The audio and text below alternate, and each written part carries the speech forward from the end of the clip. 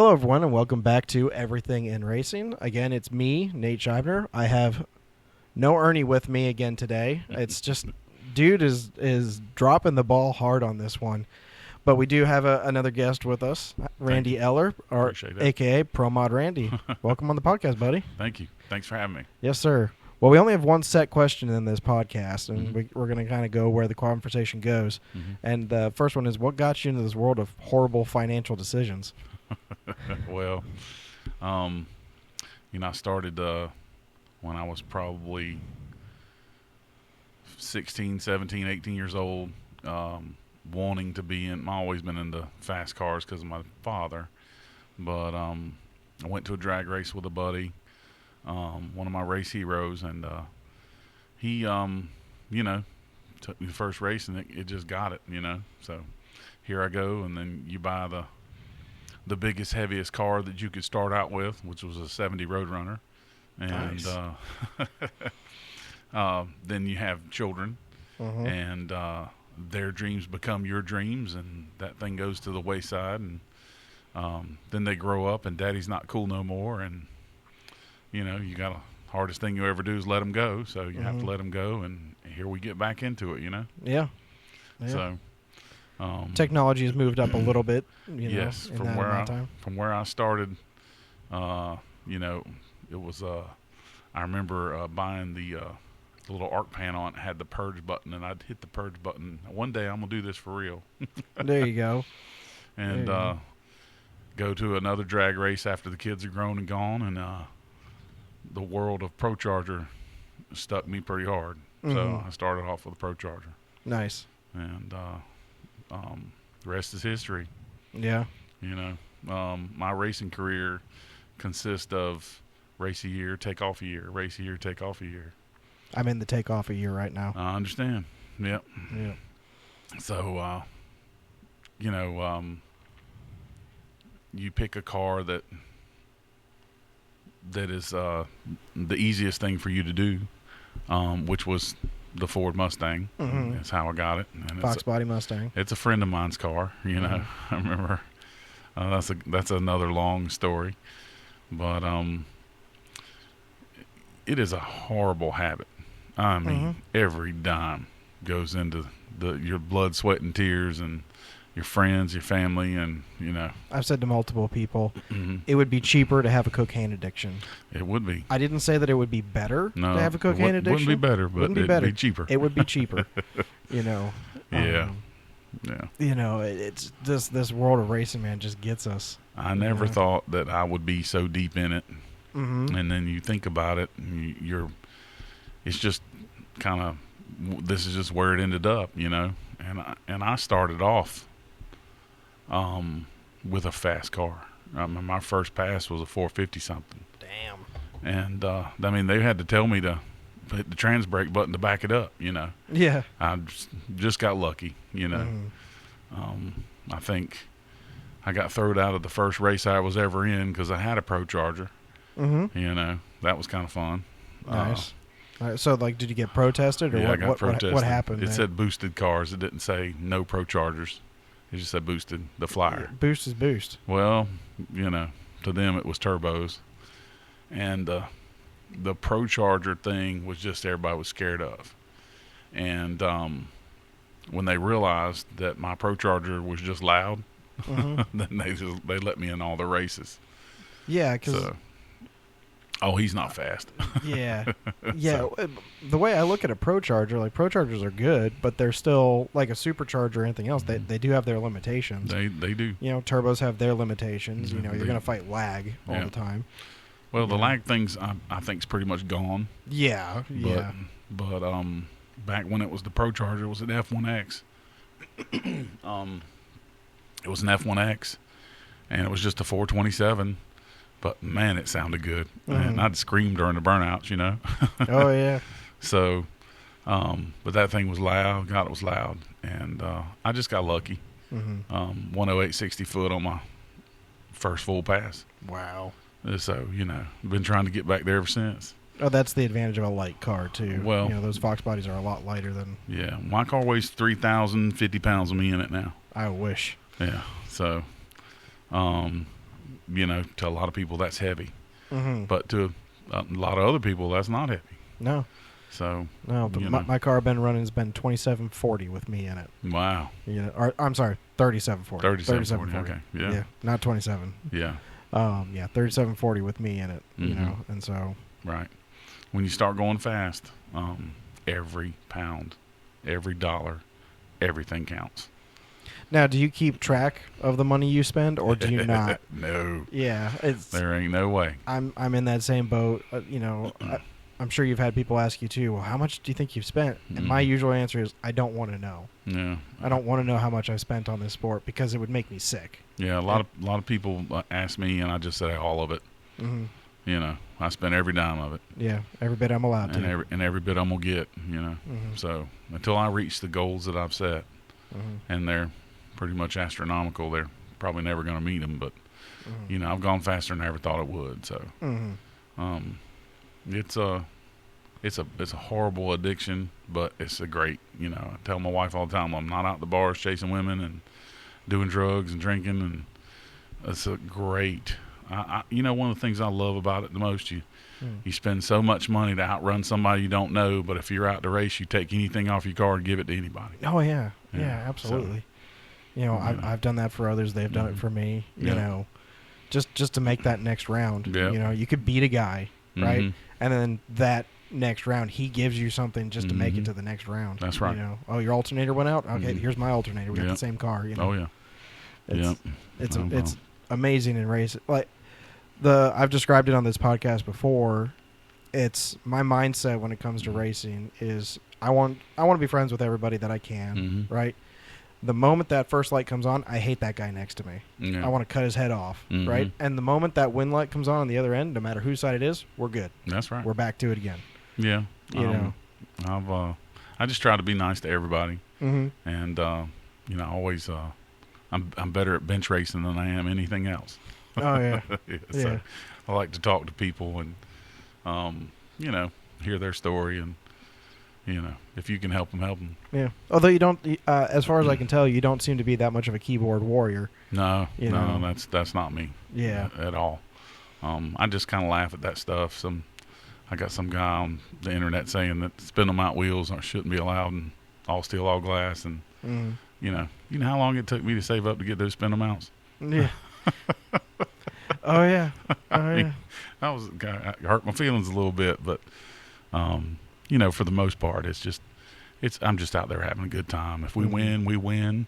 If we don't, we don't. You know. But I just don't want to beat myself. Mm-hmm. I want to be the best competitive person that I can be. Mm-hmm.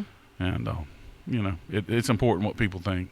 Yeah. And being wrapped up with this Turbo John.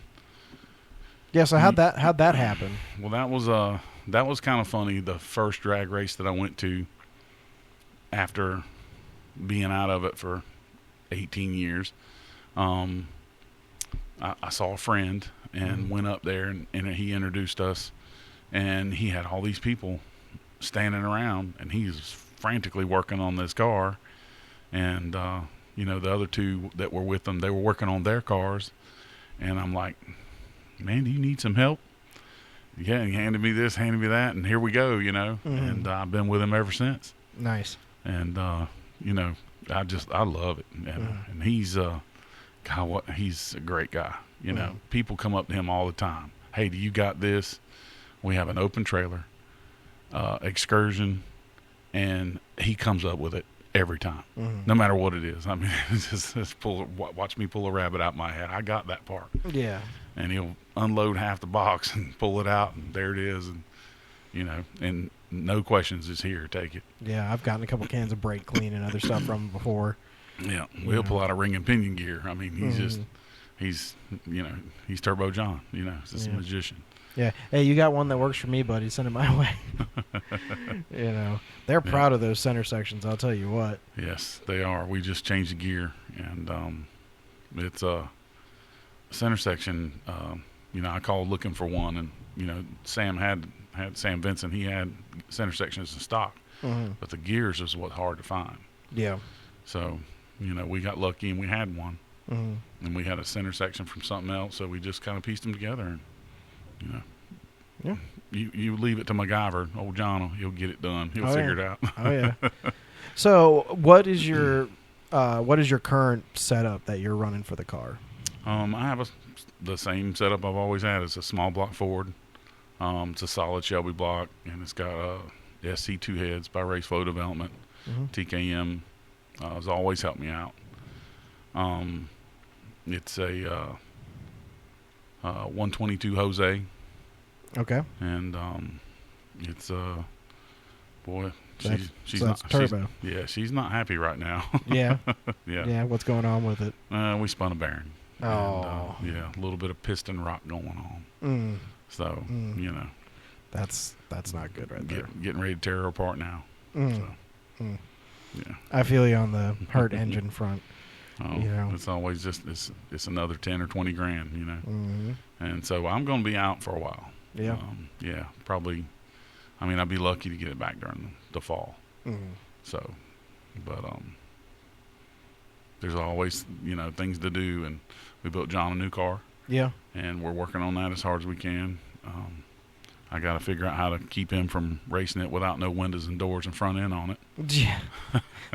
Let's put the whole thing together. Let's put it all together, make sure it works before we just go out there and run it. Yeah. His defense, he's saying, well, I don't know if it works or not before we put anything else on it, Yeah.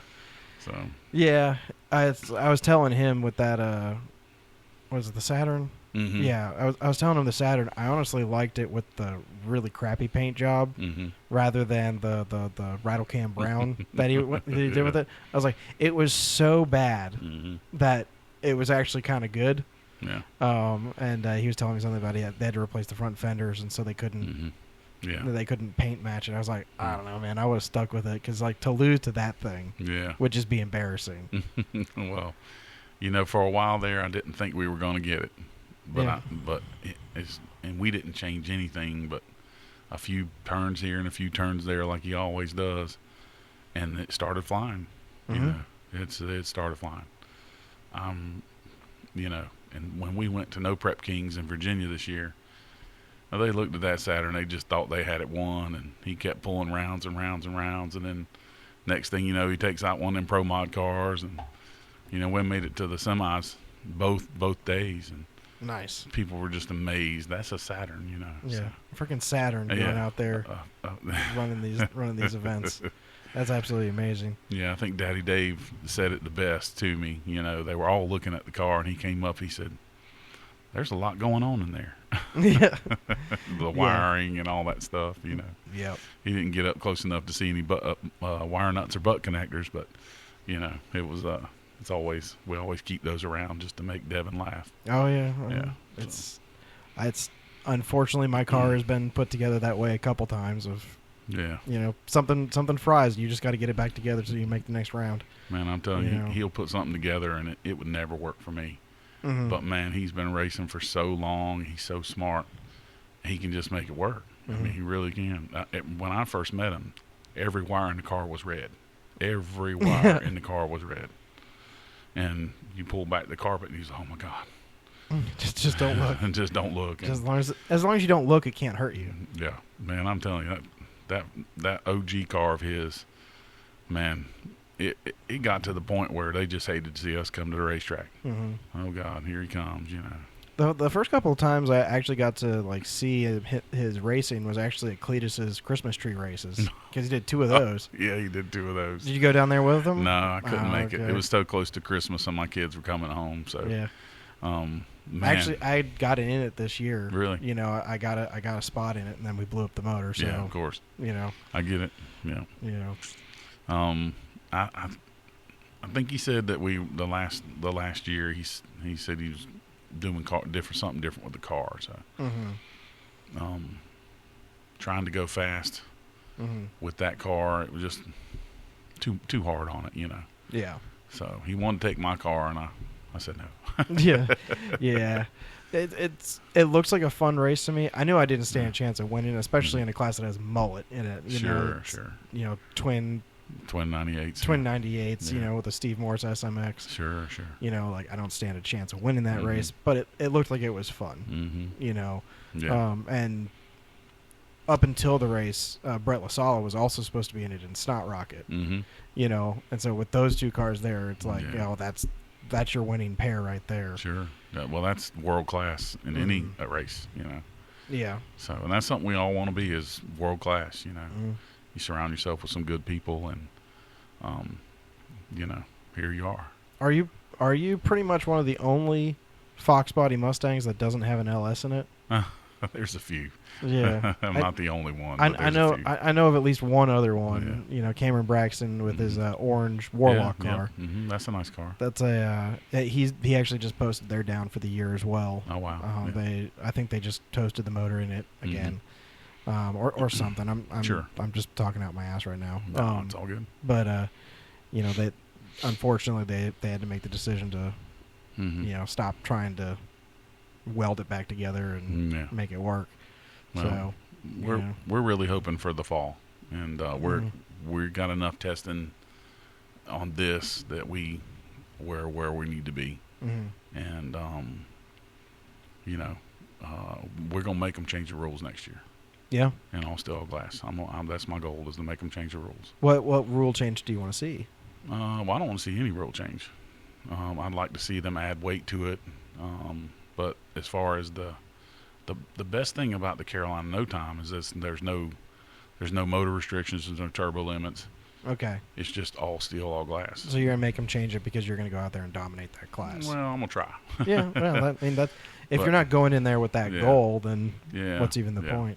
Well, I don't want them to change the rules. I shouldn't probably said that, but I just want to go and have fun and be the best I can be. And you know, there's a lot of things up in the air with all steel, all glass. Well, and my car fits those rules perfectly. Yeah. It's got a foot of framer outside the strut tower. Most people just cut them off the strut tower. And it's got the stock floor, stock firewall. It's got the old Team Z box channel all the way in the back. Frame rails go all the way out the back. It's still got the lower torque boxes in it. So all we did was cut out the upper torque boxes and put the 10 Soldiers low prep brackets in. Yep. And I mean, I don't know how much more of a stock car you want. Yeah. You know, all steel, all glass is a difficult class for me because you'd think, looking at the title, what it means is everything is steel, everything is glass, unless it came from the factory otherwise, right? You know, like a Corvette, it's fiberglass. Sure. Right? And so we all accept that. But then you look at them and it's like, well, you can have Lexan for the front window, and well, some of the rules allow you to. Yeah, I have glass. Yeah. All the way around. You know, you can have, carbon fiber, fiberglass doors, sometimes they'll let you have the back window be Lexan or glass, you know, and they're like, oh, you can also have a, fiberglass or carbon front end on the car, but as long as the quarters and the roof are steel, then you're fine. And I'm like, okay, why don't you just call it some steel, some glass at that point, right? Yeah, there like, you go. If you're looking at the rules, like the rule all steel, all glass should just mean everything's steel, everything's glass. Right? Yep. I just actually got kicked out of a class I was planning on running because that is the rule. The rule is everything must be steel, everything must be glass. I have carbon fiber doors on my car, so I'm out. Yeah, where's the ones you took off of? One of them's hanging on the wall downstairs, bashed in. I saw that. Yeah, I can fix that, by the way. I'm sure you could. That was a accident I had down in Myrtle Beach. What, Mustang hit you? No, I was actually down there for Mustang Week. If you've never gone down for Mustang yeah. Week, it is a ton of fun. Oh, yeah. Definitely recommend it. Your car would be more than welcome because it's got a Ford power plant in it. Sure. John Dock brought his new Edge down there for a burnout competition. It has an LS in it, and the crowd booed him. Yeah, nice. It was pretty good. We were down there at Suck Bang Blow, and there's like 2,000 people in that place. It was packed out. I bet. And I did a burnout, and John Dock did a burnout, and Yeah. Another guy won Mustang Lifestyle, the YouTube channel. He won. And everyone said I got second because I caught on fire, but Mustang Lifestyle got first because he caught more on fire than I did. It was a bundle of wires running under the car, caught fire. Yeah. So, but yeah, lit off the road. I'm trying to get John to do a booth down there next year in Mustang Week. Yeah, that would be a lot of fun. That'd be a lot of fun. Yeah, it's one of my favorite vacation weeks. Mhm. Just make sure you keep all your stuff under lock and key. Sure. Because every year, at least Mhm. one guy's truck, trailer, and car goes missing. Mm-hmm. Well, I live Yeah. in Winnebago, so I'm only 40 minutes away. There you go. Yeah. So There you go. we- So this is a little bit of a drive up here for you. Yep. Yeah. I actually, RFD gave me an intake for John, so I'm Mhm. going over to John's house when we're done. Hey, there we go. There we go. Well, I appreciate you making the trip up Yeah. here. No. Thank you for having me. Yeah. I'm very humbled about this, and Mhm. think y'all need to get better people, but Yeah, I'm well, good. Yeah. Well, this will be a filler episode. Yeah. Yeah, just we're having fun with the Pro Mod Randy thing. Yeah. I kind of got stuck with that, and Yeah. So where did that come from? so when I walk up to a car, I usually the first thing I say is, "Wow, look at this Pro Mod." Mhm. It's not because I have a Pro Mod; it's because I call everybody else's car Pro Mod, Mm-hmm. and we joke and have a good time with that. And people used to say, Pro Mod Randy, so. It just kind of stuck one day, and people started calling me that, and I didn't get used to hearing it until somebody says, "We're doing you a shirt that says Pro Mod Randy," and I'm like, "Oh, wow, Yeah. this got real," Yeah. And then I have a few people that have always called me Pro Mod Randy, and then every now and then, like one of my buddies, he's actually a race hero of mine, David Brinkley. He called me Pro Mod Randy, and I don't know if he was joking or not, but it was really cool to hear. Yeah. I'm trying to get the Brinkleys on here at some point. Yeah, they're great people. What a first class car and crew, and they're awesome, man. Yeah. Yeah. So other than John, what kind of crew do you have going to the track? We have several that have been coming. And, we try not to tell anybody no that wants to help, but you got to have people that continue to come and pitch in. And Brandon, he's always been there. And Brandon, he just showed up one day and said, "Y'all need some help," and it was just me and John. And sure enough, and now we couldn't get him to stop coming, which he's just a great guy. Then we have Milton. Milton got into it at a very young age, and he's got the bug bad. He goes everywhere. He takes photos with Mincer. He goes to all these big races. He helps a couple Pro Mod people sometimes, and so Close to the microphone. yeah. So Thank you. Appreciate that. but yeah, Milton's he's changed a few jobs here lately, so he just started coming back around. He's got his stuff back together, and we God, I don't want to leave anybody out. We started with Bill. Bill was a world class guy. I mean, he is something else. Bill had the C10 truck, 2-tone brown with the junkyard LS that outrun the gray Corvette that has like 1 million views at Galot. Yeah. I know. I think I know what video you're talking about. So, Bill Collins. I don't know if that's Bill's last name or not. Anyway, I call him Bill. Bill is Bill. Yeah. But him and his buddy have a race team called 18 Finger Racing. Okay. And it's because both of them lost a finger. Oh, there you go. That's my favorite shirt to wear. Nice. So, but, we just meet so many people, and we have so many people come by when we're close to their town, And, God, I know I'm leaving about 10 out. Well, it's so my reason for asking that question is I've found, at least, the faster you go and the more dedicated to a race program you get, the more important having a crew at the track really does help. Yep. Technically, can one guy do it? Yep. Maybe. Yeah. It depends on the day and if you break something, Mm-hmm. right? But I've found, at least as the driver, the less that I have to worry about on race day, the better I do as a driver. Yeah. Well, I'm just lucky because Turbo John does everything. All I do is hang on to the car. How we get where we get, I have no idea. But grab that button. Yeah. Let go as the light goes green. Right. Don't go red. Yeah. But with the crew and everything, I mean, it wasn't too long ago. Me and John went by ourselves, and that's where we just started using the radios and the headset. And that's how you back up. It's so much easier than having somebody out front. And that way, it's on John. He's the crew chief, so he puts me where he wants me, and then I just let go from there. And but you know, we're called the iPhone Mafia on his YouTube channel because we're all standing around with iPhones, 5 different angles on the car, and it's all from an iPhone. Oh yeah. Yeah, so. Oh yeah. I mean, most on my personal YouTube channel, everything is right from there. Yep. You know, Yep. I was joking with him. It was like the amount of events that I've gone to though, where I'm like, I could have sworn I had my phone out the entire day. I filmed everything, and I get to the end of it. I'm like, I have 45 seconds worth of footage. Wow. Like, it's like I can't post that because there's not enough there. Sure. Hi guys, bye guys. You know. Well, at least you never forget it. Yeah. Right. Yeah, and that's I guess that's the part is like if you're having so much fun at the event with your friends and racing and doing well, the last thing you think about is bringing it out. Or the reason you have 45 seconds of footage is because you went out first round. So, well, know, we even got a first round duck shirt. There you go. Yeah. There you go. Did I say you won something at Darlington recently? Yeah, we won a Carolina No Time All Steel All Glass in Darlington, and we won in Rockingham this year. There you go. There you go. We were very fortunate. Was that at the Battle of the Thrones? No, that was the one before that. Okay. Yeah, we missed the Battle of the Thrones. That was when we were in MPK at Virginia. Okay. So the next Donald Long race that comes through, we definitely be there. Yeah. Yeah. I want to go.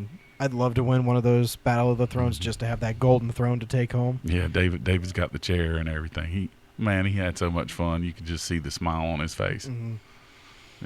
Yeah, that was definitely one of like winning that race was definitely worth it because like you got a crown, you got a throne, you got a trophy. Yeah. You know, obviously you got the big check and you know, I've heard a couple times from different racers. Like the payout is nice, right? You know, $1,000, $2,000, $5,000. That's nice, but you need to have a good trophy that goes with a good win. Yeah. Because the money is spent before we've left the track. Sure. Right? You know, like it's spent before we've got to the track most of the time. Yeah, the last Carolina No Time race that I won, I was a little disappointed because they didn't have my big trailer check. That's what I was looking for. I didn't even want the money. Yeah. Yeah, where's my trailer check? Where's my trailer check, man? Yeah. You know, I was privileged enough to win Streetcar Takeover last year down there in Z-Max. Nice. Right? That trophy is heavy. Really? You know, it's this very nice black obsidian looking trophy, and it's heavy, and it's like, you know, I got a couple $100 out of it. Cool. That was spent on the way home, you know. Right. Well, I one day to do a Streetcar Takeover, but I just can't do it in July. I'll tell you what, it's rough. Car weighs too much. It's too powerful to be running in July, and during the day anyway. Yeah, for us, it worked out for us because the car, my qualifying pass wasn't that great. So when we went up there, we were allowed to jump up a class if we wanted to. You could jump up, but you couldn't jump down. So, you know, I tested, we saw where the ladder went, and I was able to jump up to the mid class where I could run the car all out. But I knew the guys that were in there hadn't had a very good pass either. So either they were not going to cut a very good light and I'd beat them, or they were going to break out because there was another class above that. And so it's like if you want to run all out, that's the class you got to run. And so, you know, it was like an 860 breakout, quarter mile. You know, which is flying. Which is flying, you know. And like I was running right around like 870, you know, 880, 870, right in that range. I could stay in the car the entire time, not break out, and I just watch one guy after another go past me and break out, go past me and break out. Nice. You know, and I'm like, and it was mostly because I love Streetcar Takeover, but one of the hard parts about Streetcar Takeover is there's a lot of guys that's the only event they run. They run it once a year, maybe twice a year, so they can't cut a tree. Wow. You know, because they don't have the practice, right? Like I'm sure your reaction times are way better than mine. Well, you know? No, not really. Well, you know, you make up for it with more power, right? Yeah, there you go. You know, but if you can cut like a .0 anything on one of these guys, you're going to be 3 or 4 car lengths out there before they've even left. Yeah, right? I usually get around on a 28 or a 30. Okay. And 030, and I can, if I bump in just a little, if the bump is easy, I can go in just a little bit, and it's 007 or 009, something like that. That's really good. It's better than a lot of stuff I've done. You know, I'm out of practice because last year they made us do foot brake. Oh wow! I hate foot brake so much. You know, but Mhm. all right. So when did you make the changeover from ProCharger to turbocharger? Well, that was easy. I can tell you a little bit about the ProCharger. It does not like the rev limiter. No. The impeller shaft is toast when it's on the rev limiter. But I took it back to TKM, and Kevin told me, he says, "Look, man," he said, "to turn an F3, it takes 500 horsepower to turn an F3. And we're only dealing with 427 cubic inches. So he said, to turn a turbo, it don't take no horsepower." Well, that wasn't rocket science. My tuner's name is Turbo John. So here we are. Yeah. And, you know, I love my ProCharger, and maybe one day I can grow up again and afford one, but we went in 3 passes. We went from a 30 to a 22. Yeah. So. Yeah. Yeah, that's, I mean, you know, it just that much better, I guess. But, I mean, they've been fast with ProCharger. But, I mean, those guys that run those things, they got 4 or 5 of them in their trailers. Yeah. And, you know, I wish I had it like that, but I don't. But man, let me tell you, doing that burnout and then ProCharger and everything's vibrating and loud, it's awesome. It's awesome. I loved it. Yeah. You know, I couldn't believe how smooth the turbo was, because riding in the car at the 1/8 of a mile, the windshield's vibrating. You know, that turbo, hey buddy. Yeah. You know, I mean, we're making the swap over as well, you know, from supercharger to Mhm. turbo, and so right. I have no idea what's coming for me. Yeah, I'm not knocking ProCharger by no means. I'd have one today. They won't put it in the car. But man, it's just so much more efficient with that turbo, and it might be the way we're tuning it. But yeah, I just love my heart's with the ProCharger. It really is. So if I had a monster small block like a 550 cubic inch motor, you know, maybe we would still hung out with it, because it was real hard for me to change. What are those no prep guys like? They're all running like the 136 or whatever ProCharger. Yeah, you know, but like they're all big block, you know. That's all big cubic inch motors, and they don't have to turn them that hard. Yeah. And my little small block, you know, we had to turn it. You know, the twins or a single, that's, you know, that's just your tuner. John has no problem turning a big single. Obviously, we've been doing very well with it. Yeah. These Coyote motors, I think they might need twins, but I've got a guy, a friend that's in our clique, Donald. He's got a big single, and he ain't having no problems. Yeah, I've only seen 1 or 2 fast single turbo Coyotes. So I'm a Coyote guy. You know, that's what came in my car when I bought it. I'm gonna stick with it until, you know, I'm shown something better that makes more sense for me. Yeah, right? I just learned what 1, 2, 3 is for Coyote. Yep. I thought that was the coolest thing. Gen 3 block, Gen 2 heads, Gen 1 timing gear. Yep. You know, but the new one now, so like the all out builds is GT 500 block, so it's a 2 liter block. GT 350 heads, so the ones that came on the Voodoo, so the 2016 to 2018 GT 350 Mustang. Those are the heads you want. 19. Yeah, they did make it till 19. My wife has a 2019 GT 350. Well, and with the Voodoo. we might have to check on hers. So the later GT 350s, they ran out of the Voodoo blocks, right? They still had heads, but they didn't have blocks. So they just started taking the blocks from GT 500s and using those blocks. So a couple of these ones just are out there naturally like that. Yeah, I didn't know that.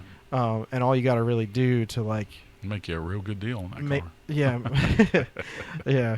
Price just went up with a GT 500 block. if it's got one, if it's got one, you got to check. You know, the main hindrance on it is the cool part about it, which is that cross-plane crank in it.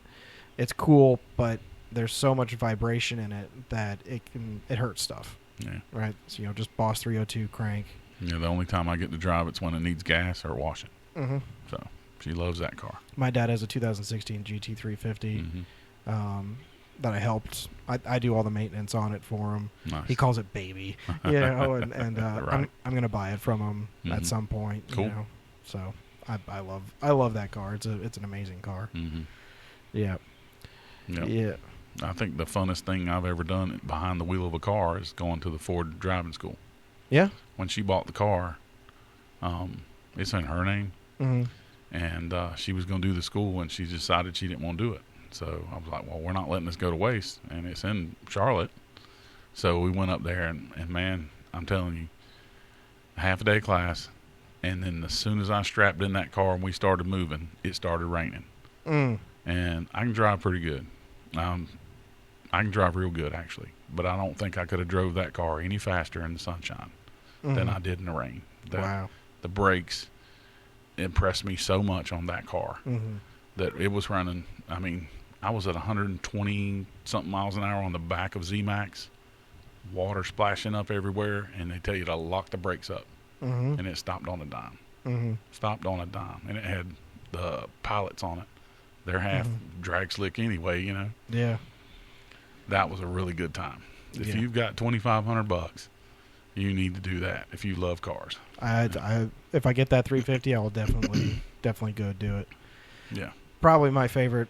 And the reason I knew my dad would buy that car when I took him to go test drive it, he got in there and he's driving around, and you could hear the second he hit that active exhaust button, and that it just opens up that exhaust and just lets it breathe. Sure. Sounds so much better. Yeah. I actually hate that part. Really? That damn thing's so loud and raspy. It's obnoxious. Yeah. I like being obnoxious. I'm a guy who has a train Yeah. horn on my truck. Cause, Yeah. Well, yeah.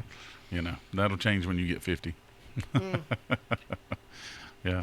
Actually, the reason for the train horn was because my F250 has the girliest horn on it.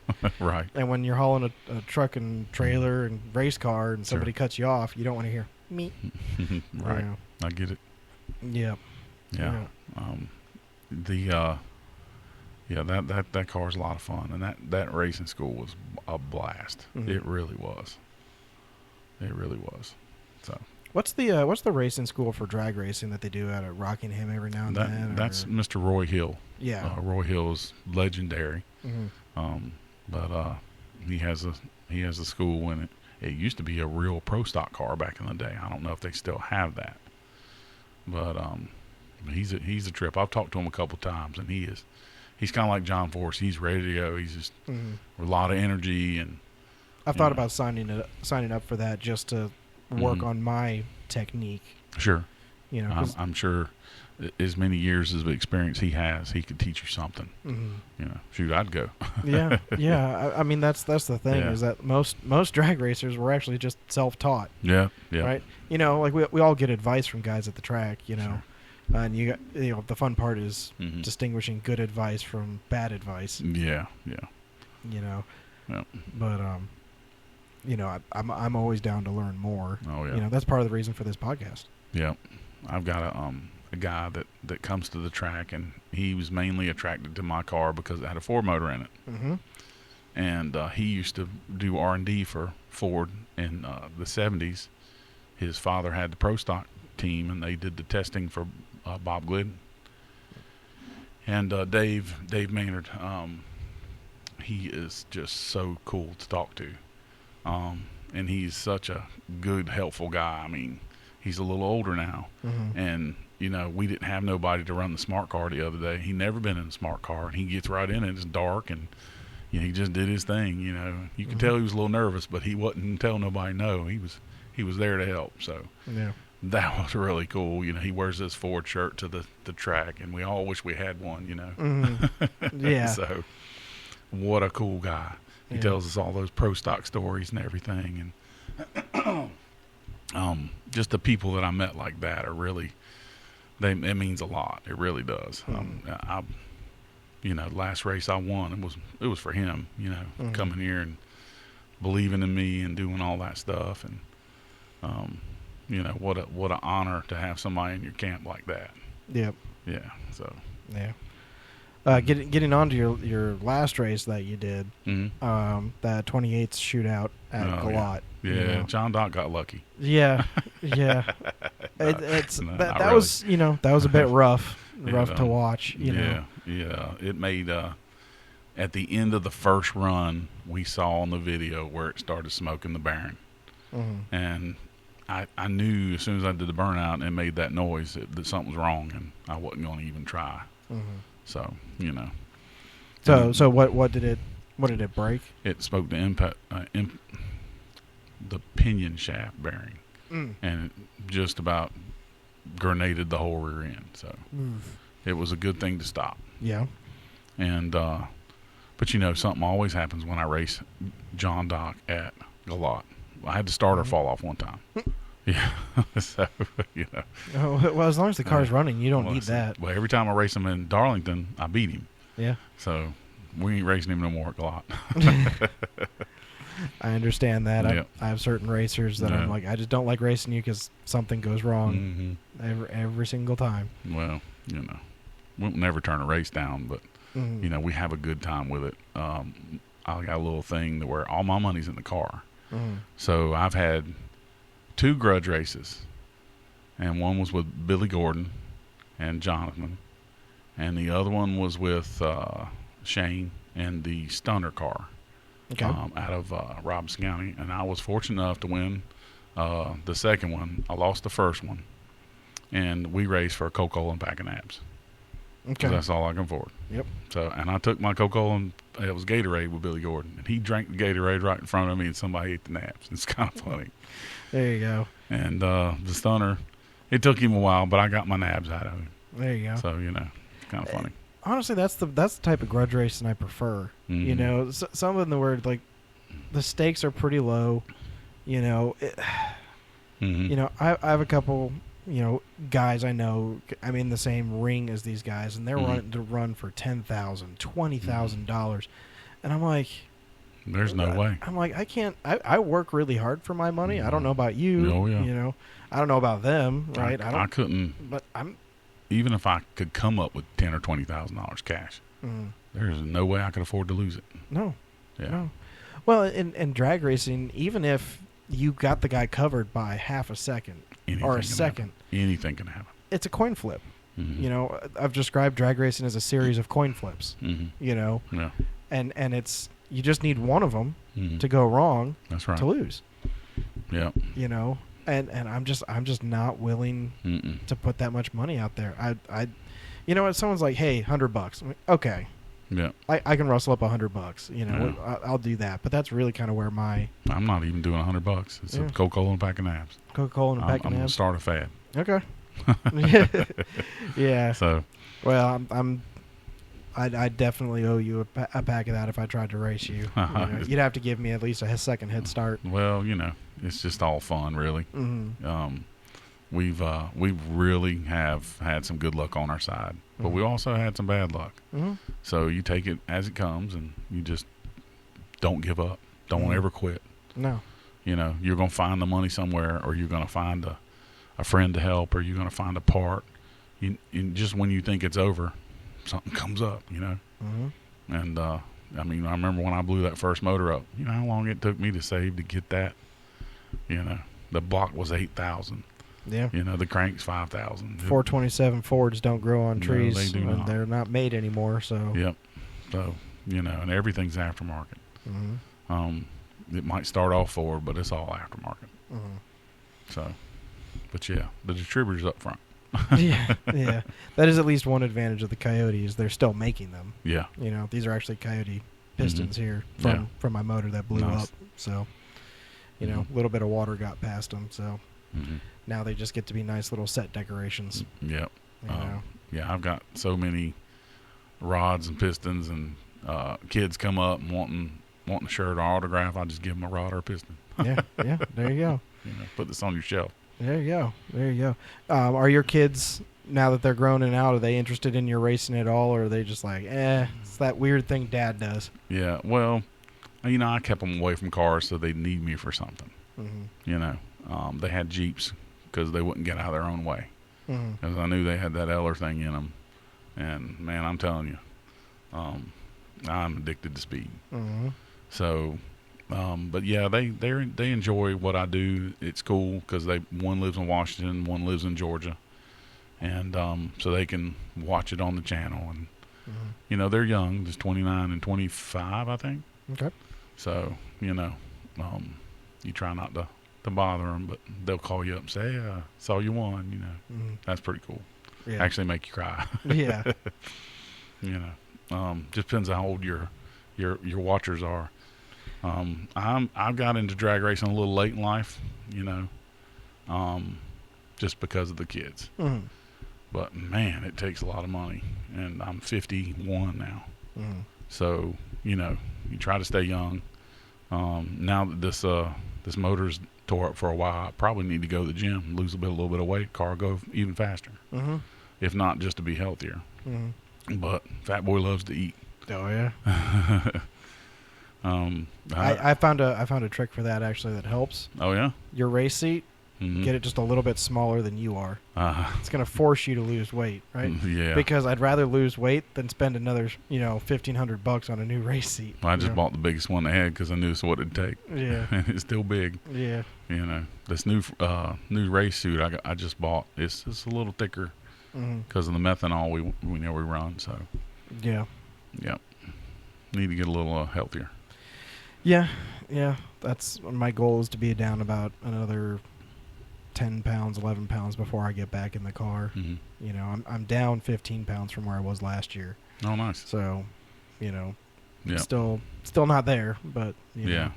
It's hard with me because I'd rather have a hamburger than a candy bar. Mm-hmm. 2 hamburgers. Yeah. Yeah. Well, so I'm, it's not just a joke. My title, The Fast Plumber, on my Instagram and my YouTube and stuff like that. I am actually a plumber. Yeah, I saw that. Yeah, nice. You saw the truck when you came in here. Yes, sir. And for us, it's just so easy to just stop at a gas station and buy, Mountain Dew and a bag of candy and keep running because, I'll skip lunch or whatever, and it's just junk calories all the time. Yeah.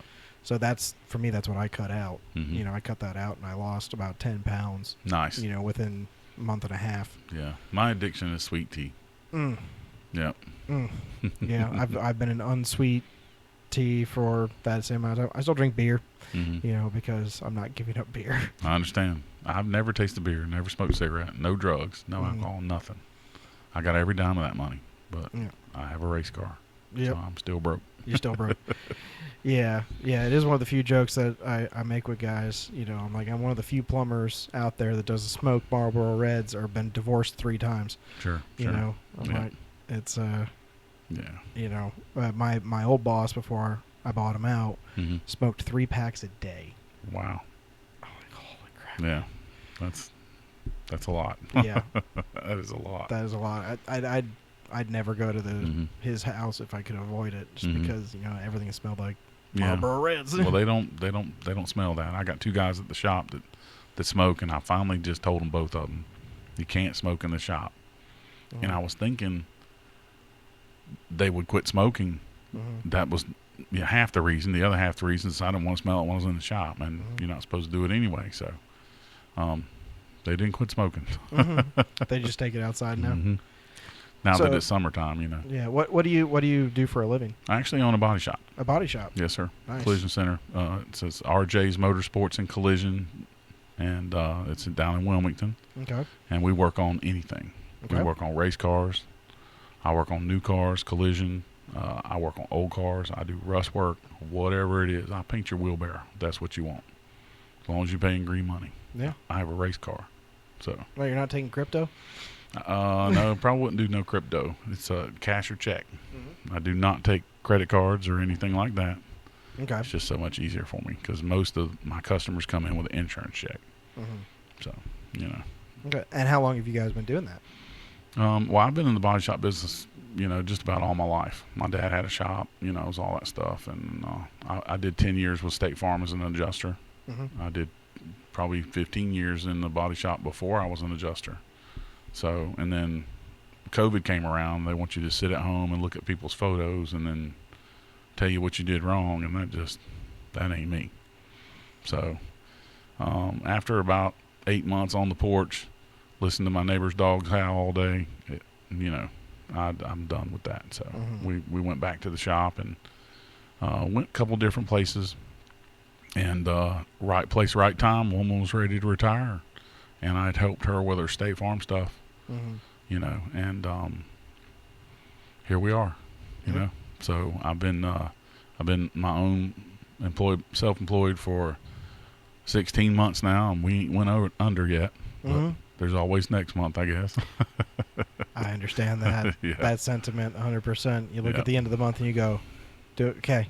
Yeah. We made it this one. Let's go to the next one. Yeah.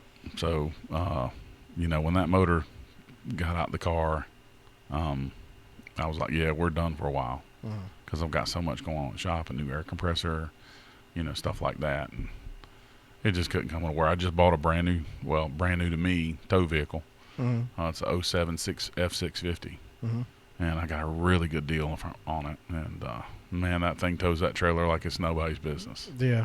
So you get yourself a stacker with a living space in it with an F650.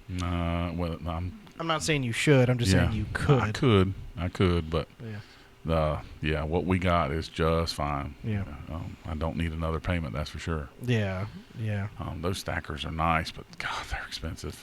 Yeah, I mean, I don't know if the only reason I'd get a stacker is if my best buddy got into racing too, because he doesn't want to deal with owning a truck and trailer. I understand. So I'd be like, okay, we'll go in together and get a stacker, and it'll be our stacker. Yeah. Well, if I can get John to buy a stacker, we're good. Yeah.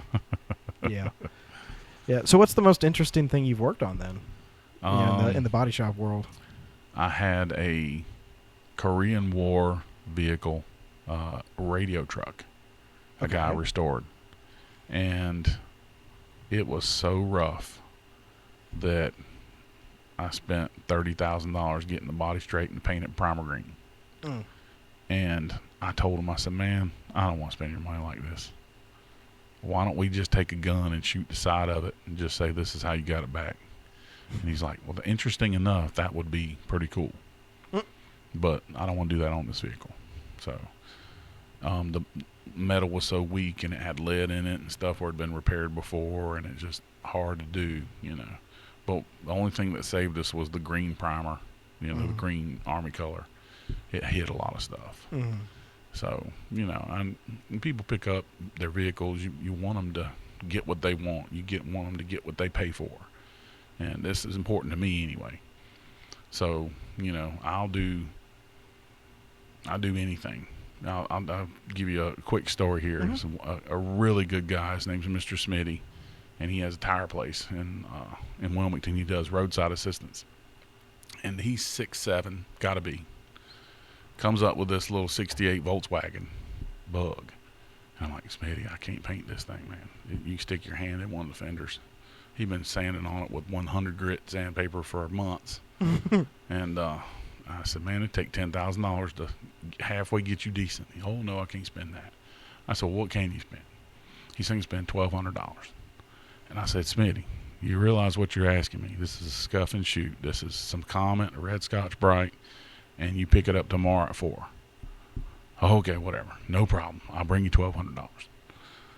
And I went and got a gallon of single stage, and we scuffed it up, and we did a lot more sanding on it. We probably had a day and a half of sanding on it. But that afternoon, it was ready. And it was that single stage was so bad, we put our clear on top of it. And he come up about 3 days later, and I told him, I said, man, it was ready that afternoon at 4:30, like I said. And he said, well, okay, well, where's that? And I was like, it's in the back. He said, well, how much owe you? I said, man, you don't owe me a thing. Oh, no, I got to pay you something. I said, well, you go out there, and you tell me what you think you going to pay, and I'll be happy with whatever it is. And he went out there and looked at it, and he started hollering like Ric Flair. Just both hands up and just really happy as he could be. And he paid me $1,400. Wow. So it taught me a good lesson in business, that you don't never judge anybody about their vehicle and what kind of condition it's in, because it's sentimental value and they want a certain product and they were happy to get that.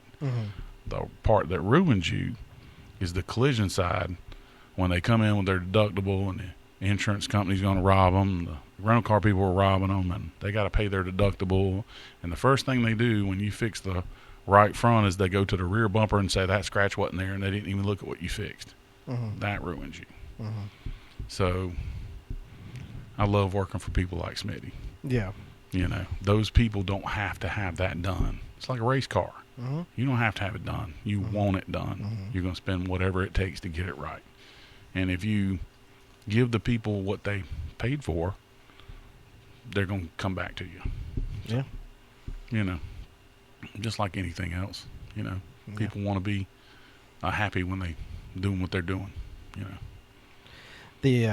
When I wrecked my car down to Mustang Week, you know, passenger side door, rocker panel, rear bumper, both rear taillights, and the driver's side rear quarter panel, because it hit a sign and then the back end wedged on the other side of the sign.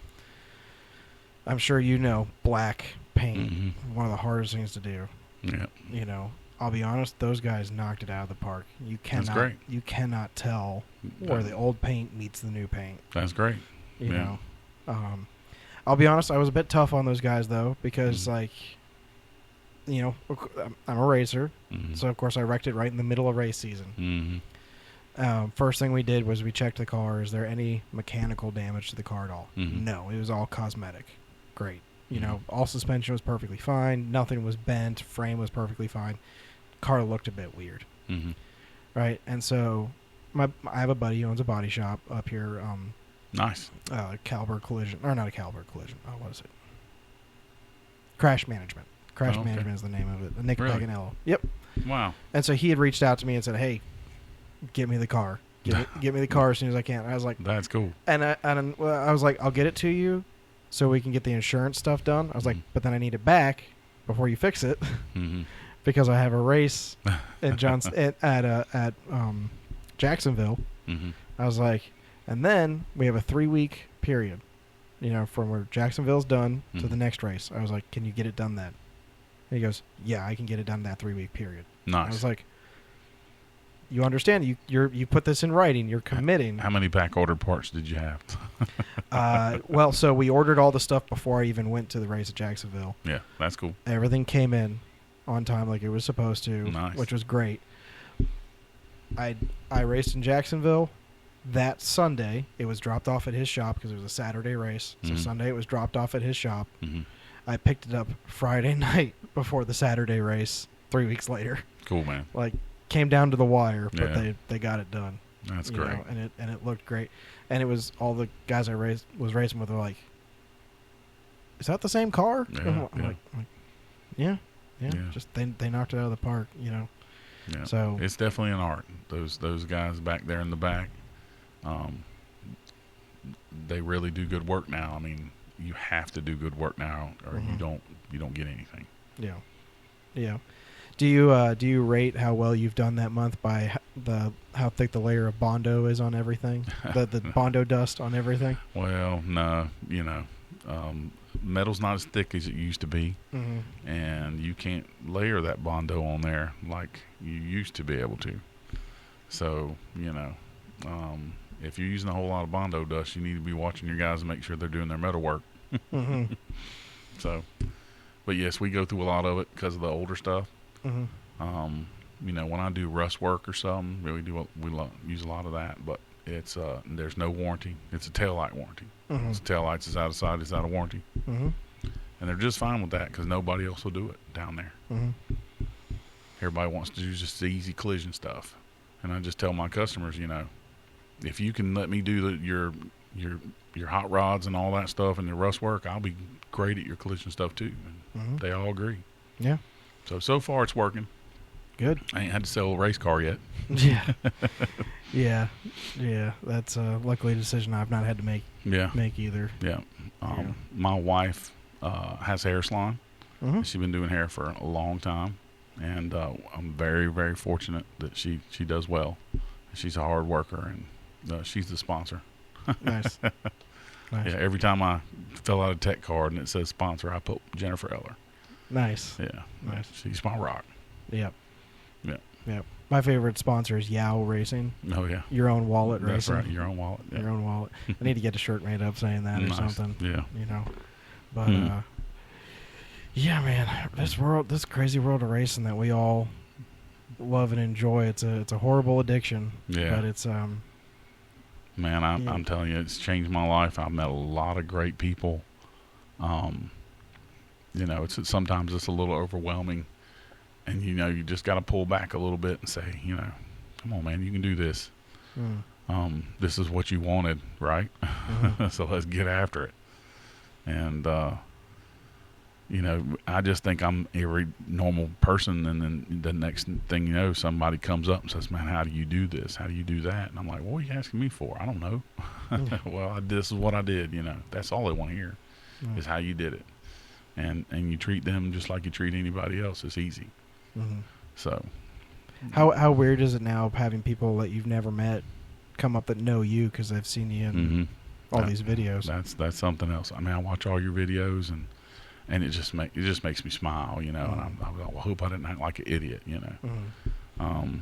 You know, we really try to keep that channel clean and family oriented. And you know, a buddy of mine sent me a picture of his kid in the high chair with the diaper on, right in front of the TV. And we went across the finish line, and everybody was doing like this, and the baby did that. You know, it was really cool. Yeah. So everybody's watching. You can believe that. Everybody's watching. And, you know, sometimes I wish I'd done that, had that mentality when I was younger, down at, you know, growing up at the beach and fighting and all that stuff, you know. Everybody was watching. So, you know, you kind of learn things, and you just pass it on to your kids and your friends and your family, you know. I'm the luckiest guy alive, really. I'm not dead. I had a good family that cared about me and pushed me in the right way. You know, I played a little football. 7 years of semi-pro ball. Just nothing really in town. We didn't get paid or anything, but it was a lot of fun. I played long enough so my kids could see me play. You know, so that was a lot of fun. You know, I go from my football practice to their football practice, you know, so that was a lot of fun. You know, I always tell people, you know, when you have your kids, your life's over. And, you know, it's hard to raise kids and race and to go to all their events. You know, I just felt guilty about it. So I just put everything into them. And it just worked out for me, you know. So, you know, $500 baseball bats, $200 cleats, and 2 kids, 5 different sports. And so that's what we consumed our time with. So it was a lot of fun. At least you didn't get them into junior dragsters. Well, you know, man, those kids, some of those kids that come in with stackers, they got 4 junior dragsters in the trailer and a toter. I mean, you know, those parents are committed just like I was, but just in a different way. And, you know, I just didn't have it like that. Wish I did.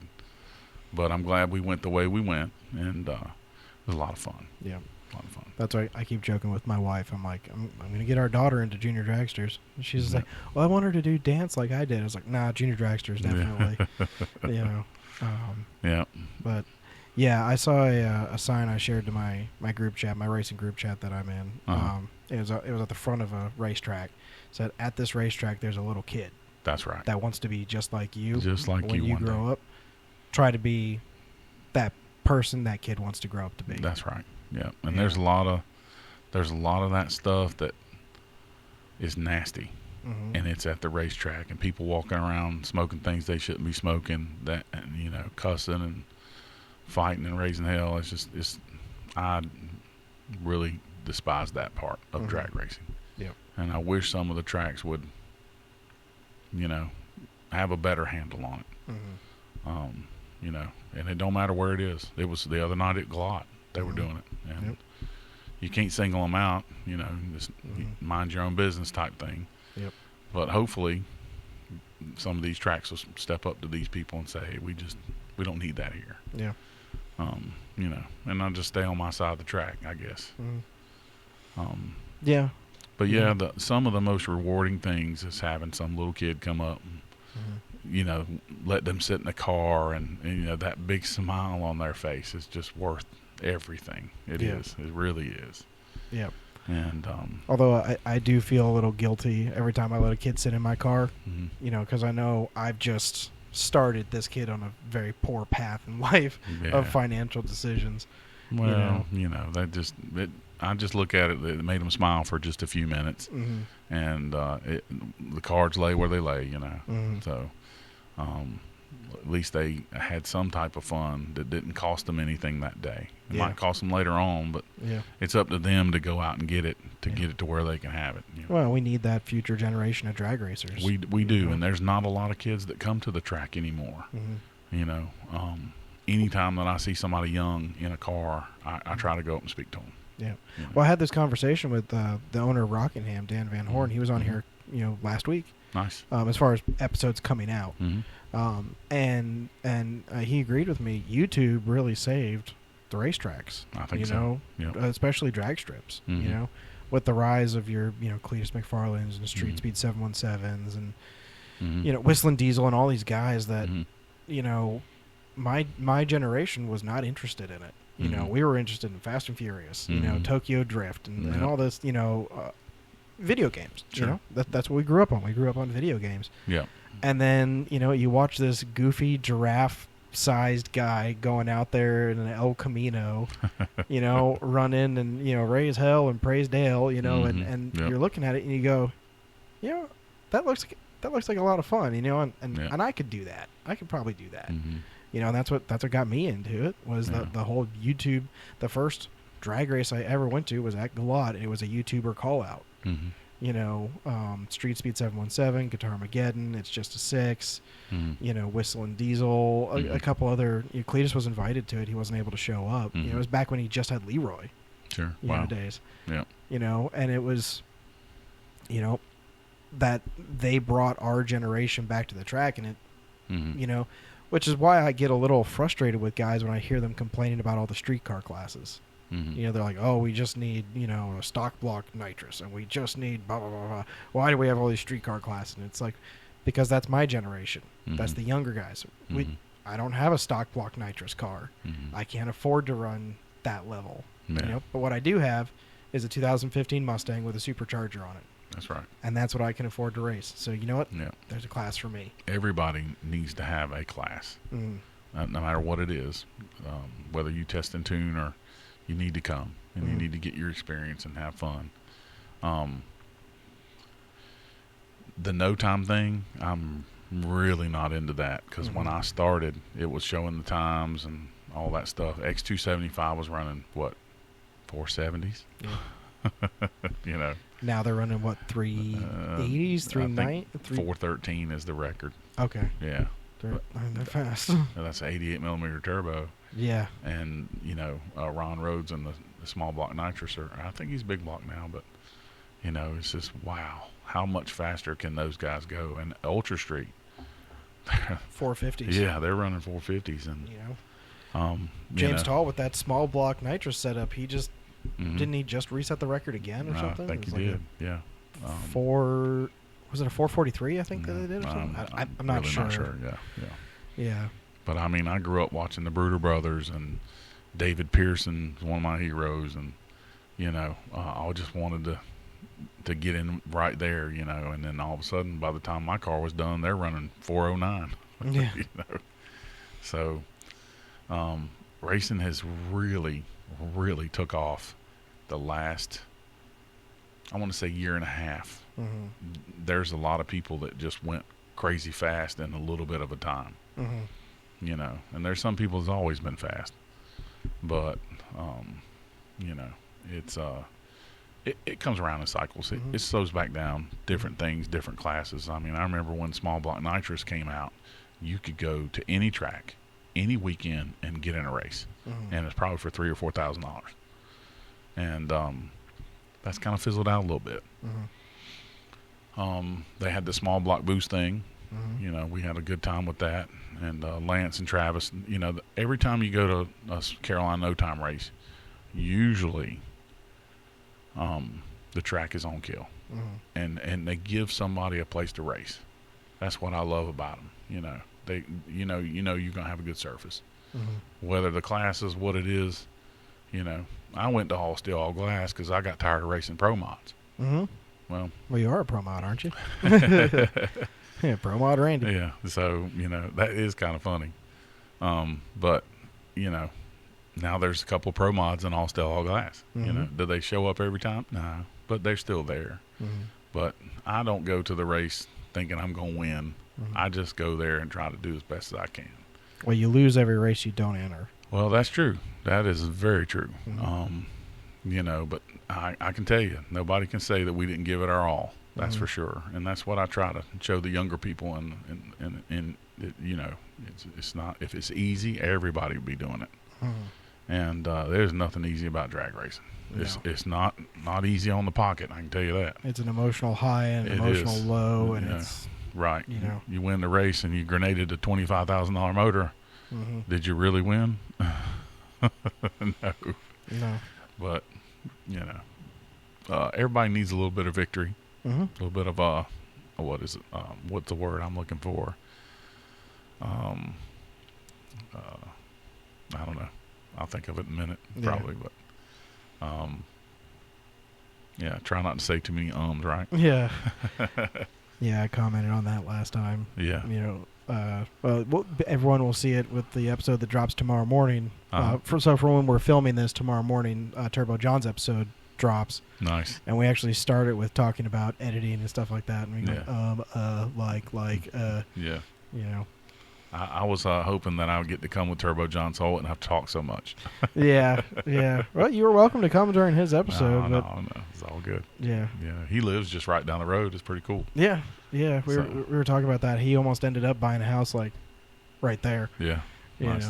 So that would have been really cool Mm-hmm. having him close by. Although I'm pretty sure if he lived that close, he'd be in my garage using my lift all the time. There you go. Yeah. Mm-hmm. I don't mind. Man, I'm telling you, he is the hardest worker. Mm-hmm. I mean, we go to the track, and if there's something wrong, we don't leave the track until we know what's wrong. Mm-hmm. And if he has to take that motor apart, and we take that motor apart, it'll drive him crazy. Yeah. It'll absolutely drive him crazy. On the way home, he'll call me. We need to do this, and this, and it actually drive him crazy if we don't. It's an itch. It is. This whole thing is just an itch that gets at us. Yeah. He is something else. I'm very honored to be in the group, and very happy to keep going. And man, what an honor it really is. Mm-hmm. We got a great group of guys, and man, what are we gonna do next? I'm excited for this fall. Mm-hmm. I really hope that we get after it this fall, and I hope we're able to get after it this fall. But John's his car's gonna be nice. Yeah. I'm so excited. I don't even care if mine gets done. I'm so excited for this one. And we got a little bit more work to do, and we should be. Make sure he takes it out there with body panels on it. Oh my God, yeah. So I can tell you right now, we're gonna make a pass. No windows, no doors. All the safety stuff will be there. Is he gonna let you paint it? I think so. Okay. Yeah, I think we're gonna paint it. He's picked out a nice color. Yeah, I was like, please do, because Yeah. I like him, but all of his cars have been ugly. Well, that was the whole point. Well, I know that, but it's that Mustang, OG Mustang, was green, Mhm. and it was a state trooper car. It was dark green, hunter green, and he ended up painting it, the half of it, something black or something, Mhm. with a spray can. Mhm. Put a red stripe on it, and then all of a sudden the top half went gold, and then the whole car went gold, and then he got a brand new set of featherweight, feather light, they were really light doors. Mhm. And we went to Shady Side, and he went by, did the burnout, and I just turned around because I knew he was going to pass me, and he opened the door. Oh, and I folded it in half too. Mm. And it was the first race, first pass. Oh, I felt so horrible, But we fixed it. Brian fixed it, and but that's where the black doors came from, because we didn't paint. And then he finally painted the car, and that car, it just kept going left, kind of like mine did, and it was just tearing the body in half. And we ended up letting Nick from Hustling Horsepower use the car, and he used it for a half a season, and John had built the other car. So, and then we wrecked that down at No Prep Kings, and here we are with the Saturn. And then, so it's new car, I'm sure there's going to be a few new car blues, but it's going to be a lot of fun. God, it's going to be a lot of fun. We went that back of the track stuff at Rockingham. We've done very well there. Runner up twice. Nice. I don't really like the back of the track stuff, but God, he makes it so interesting. I mean, it's how can you not like it? You know. One of the things Dan was saying, Dan Van Horn was saying, is they do not allow anyone to test at Rockingham on the back of the track. Nope, nobody tests. It's it's off the trailer. It's off the trailer, and what he's like, he'll have guys call him to do like a private test session, right? And he'll be like, okay, great, and they're like, yeah, we want to use the back of the track, and he's like, nope. Sorry. Don't matter how much you pay. You can test at the front of the track. You sure can. We don't do it.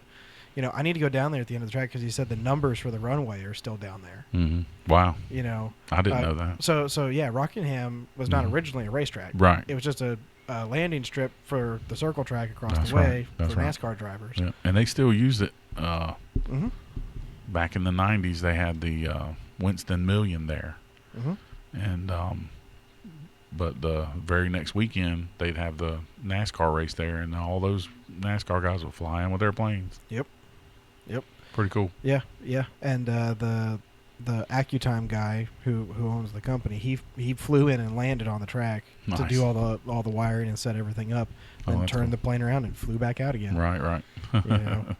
you know, so that it was cool having him on. Yeah. You know, it's man, they've done some really good things at Rockingham. Yeah. You know. Yeah. I wish that Galot, because it's the closest track to me. Well, actually, Jacksonville's the closest track to me. But Jacksonville's a bracket racetrack. They're always going to be a bracket racetrack. I just don't know what else to say. Galot is one of the nicest facilities in the country, but I don't think they're ever going to do much more for small tire than one race a year. So I was talking to Josh about that, actually. So I had Josh Peak on, the new track manager, and he's trying. He's trying to do some more stuff for small tire. You know, last year, I'm still not even sure what happened last year. I know I've heard the rumor mill. I'm not going to get into the rumor mill. Sure. Right, but whoever was in charge of the track it didn't seem like they really cared. Yeah, it was more about a money thing, and you make money with bracket races. You make money with bracket races.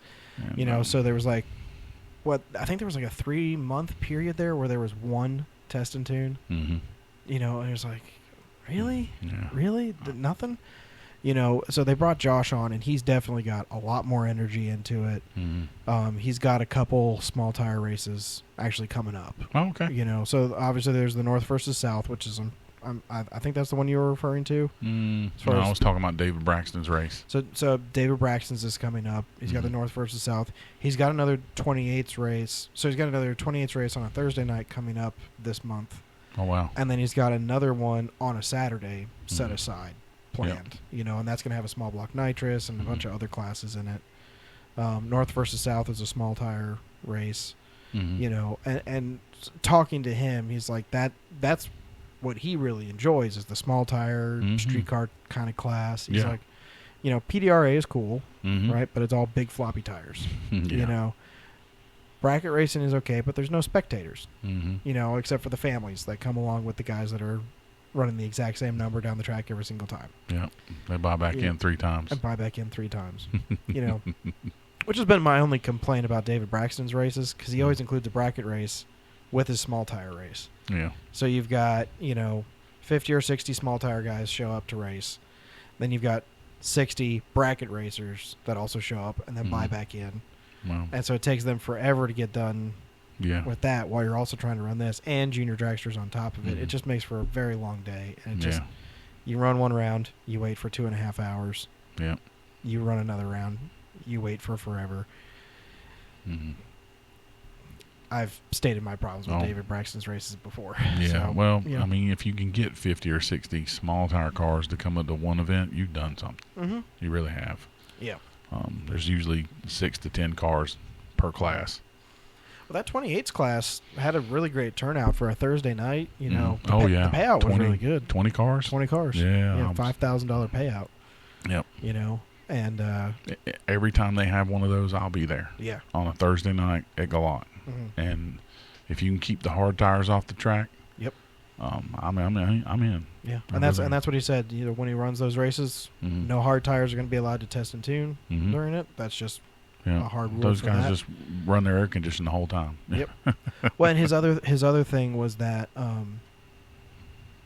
you know, part of our concern was, oh, we're coming up on curfew. Mm-hmm. He goes, I don't care about curfew. Wow. He goes, we're going to run this race. Nice. He goes, we're going to run it until we're done or until somebody shows up and tells us we have to shut down. Yeah. You know. Well, they can get a fine from what I understand, but yeah. whatever. If the spectator count's there, though. Sure. Yeah. Yeah. Well, I think that the rumor was Mr. Wells bought the property at the end of the track. No? No. Josh confirmed that. The deal almost got done, Mm-hmm. and then the lady backed out on it. Yeah. The other problem is for them to host the events that they'd really want to host, they need another 1,000 feet Mm-hmm. at the end of the track. Right. There's technically enough room for that, but Mhm. it almost gets to that road that's coming the other way. So you'd have to have a very serious sand trap and net, more than what they even have now. Mm-hmm. And so he said they're trying, but basically as long as that lady owns that property, Mm-hmm. they're never gonna have a chance. As long as she's alive, basically, they're never gonna have a Yeah. chance to buy it. Well, that's very unfortunate. Mm-hmm. I think she made him lease it for 2 years or something, and Mm-hmm. I don't know. Yeah, whatever. Yeah. It's always been my thing. I wish it was a 1/4-mile track, you Mhm. know, because it would be amazing It as a would be. 1/4-mile track. Yeah, it would be. You know, and you know, we could host a NC2K or something like that. Mhm. You know, which Yeah. is, that's an event I want to go to, is Texas 2K or Mm-hmm. FL2K. Yeah, Yeah. I'd love to do the 4 wide thing. Mm-hmm. But they talk like they can't get the radio guys, or they won't let the radio guys do 4 wide. Yeah, even Streetcar Takeover, it's only 2 lanes. Mm-hmm. They don't do all 4 lanes. Yeah. I don't know. I've seen some of those top fueler guys go from lane to lane Mm-hmm. real crazy. I don't think that we're any worse No. or not any at all. better. Yeah. Yeah. Yeah. If I ever win some big money, we're Mhm. gonna have a race, and it's gonna be 4 wide, Nice. and you know, we'll just pay everybody to show up, not no payout. You know, you just Mhm. show up. Just you know, show up. and do like you're supposed to do. Yeah. Free Don't- entry. Don't leave nobody hanging out, and everybody got paid. Yeah. Yeah. What a dream, right? That would be a dream, man. Yeah. Uh-huh. Well, I think we're gonna call it there, buddy. Oh, cool, man. Yeah. Man, Yeah. like I say, I can't thank you enough. Mm-hmm. Appreciate you having me. Absolutely. You know, very glad to have you on. Mhm. Sorry that the car is down right It's now. just part of it. Yeah. You know, That's- I swore that's I wasn't reasonable. gonna race in July and August. Yeah. Yeah. So hopefully everything gets fixed up. Hopefully it's not as expensive as Yeah, we're afraid it might be. it is what it is. Yep, it is Yep. what it is. That's right. That's racing. Yep. But where can people follow you online? Is there Just Turbo John Racing. Turbo John Racing? And it's Facebook. You know, they find me on Facebook. Okay. Alrighty. Well, guys, All right. as always, I'm Nate the Fast Plumber. Ernie is with 10-5 Life. Again, he's been very quiet this episode. You know, he hasn't said a single thing. You know, so Yeah. hopefully next episode Ernie is back with us, back Yeah. around the table. And dude, we're definitely gonna have you back. Maybe we'll get you and John on together at some that'd point be for cool. a dual episode. Yeah. You know, you can tell us about how you won all the rest of the races of 2024. Well, So it won't be from lack of effort. I can tell you that. hey, that as long as you're trying, man. Yeah. As long as you're trying. Cool. All right, guys. We'll see you next time. Thanks.